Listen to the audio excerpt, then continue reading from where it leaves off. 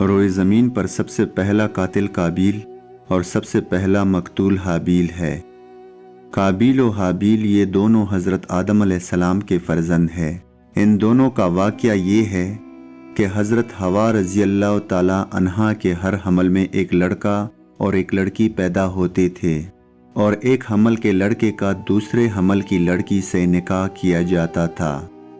اس دستور کے مطابق حضرت آدم علیہ السلام نے قابیل کا نکاح لیوزا سے جو حابیل کے ساتھ پیدا ہوئی تھی کرنا چاہا، مگر قابیل اس پر راضی نہ ہوا کیونکہ اقلیمہ زیادہ خوبصورت تھی، اس لیے وہ اس کا طلبگار ہوا۔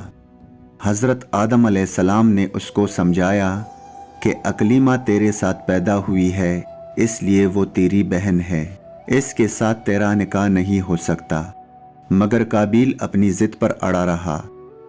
بالآخر حضرت آدم علیہ السلام نے یہ حکم دیا کہ تم دونوں اپنی اپنی قربانیاں خداوند قدوس عزوجل کے دربار میں پیش کرو، جس کی قربانی مقبول ہوگی وہی اقلیمہ کا حقدار ہوگا۔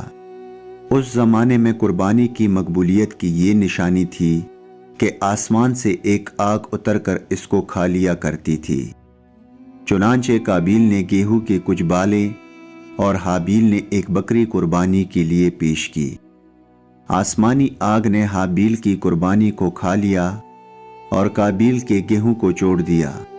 اس بات پر قابیل کے دل میں بغض و حسد پیدا ہو گیا اور اس نے حابیل کو قتل کر دینے کی ٹھان لی اور حابیل سے کہہ دیا کہ میں تجھ کو قتل کر دوں گا۔ حابیل نے کہا کہ قربانی قبول کرنا اللہ تعالیٰ کا کام ہے اور وہ متقی بندوں ہی کی قربانی قبول کرتا ہے۔ اگر تو متقی ہوتا تو ضرور تیری قربانی قبول ہوتی۔ ساتھ ہی حابیل نے یہ بھی کہہ دیا کہ اگر تو میرے قتل کے لیے ہاتھ بڑھائے گا تو میں تجھ پر اپنا ہاتھ نہیں اٹھاؤں گا، کیونکہ میں اللہ سے ڈرتا ہوں۔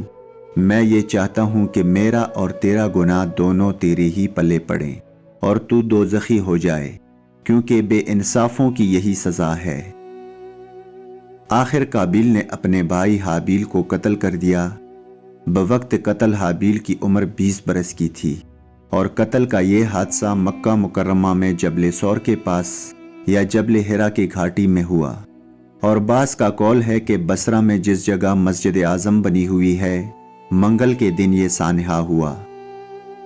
روایت ہے کہ جب حابیل قتل ہو گئے تو 7 دنوں تک زمین میں زلزلہ رہا اور وحوش و طیور اور درندوں میں اضطراب اور بے چینی پھیل گئی، اور قابیل جو بہت ہی گورا اور خوبصورت تھا، بھائی کا خون بہاتے ہی اس کا چہرہ بالکل کالا اور بدصورت ہو گیا، اور حضرت آدم علیہ السلام کو بے حد رنج و قلق ہوا، یہاں تک کہ حابیل کے رنج و غم میں 100 برس تک کبھی آپ کو ہنسی نہیں آئی۔ حضرت آدم علیہ السلام نے شدید غضبناک ہو کر قابیل کو پٹکار کر اپنے دربار سے نکال دیا، اور وہ بدنصیب اقلیمہ کو ساتھ لے کر یمن کی سرزمین عدن میں چلا گیا۔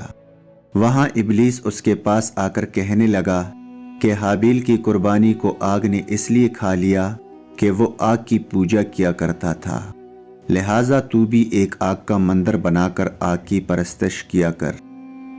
چنانچہ قابیل پہلا وہ شخص ہے جس نے آگ کی عبادت کی، اور یہ روئے زمین پر پہلا شخص ہے جس نے اللہ تعالیٰ کی نافرمانی کی اور سب سے پہلے زمین پر خون ناحق کیا، اور یہ پہلا وہ مجرم ہے جو جہنم میں سب سے پہلا ڈالا جائے گا۔